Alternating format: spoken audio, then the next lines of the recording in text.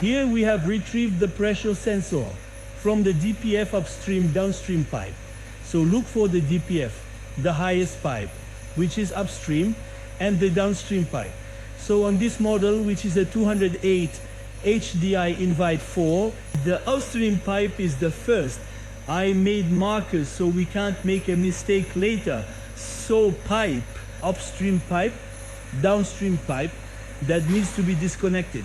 So we have successfully disconnected the upstream downstream pressure sensor, and what we're going to do is inject the KN product with water into the upstream pipe, which is the first one. Here's how to put an eco limiter inside the reservoir.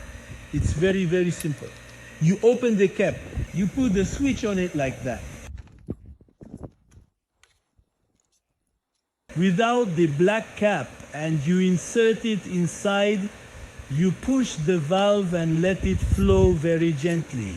So now we are about to mix with the water and the KN.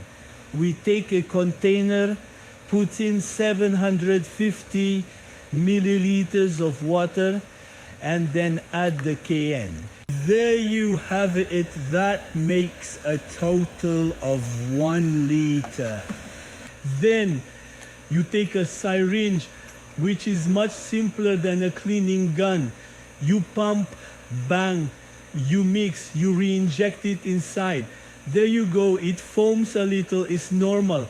And then in the upstream pipe that is here, you inject the entire product into the DPF.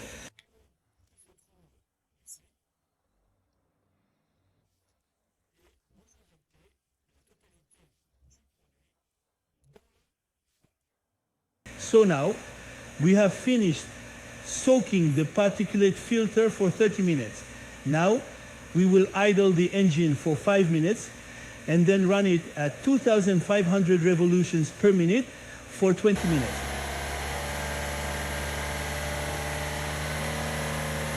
Well, there we go.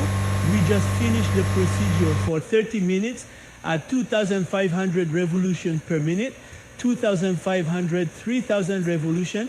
When we started to start the engine, we have a much higher pressure on the upstream pipe and lower on the pipe downstream, which is not normal. Normally the pressure should be balanced on both, but after the procedure we did for 30 minutes, now we have found normal pressure on the upstream pipe and normal pressure on the downstream pipe. So in my opinion, we'll do another diagnostic to see if the particulate filter is unclogged.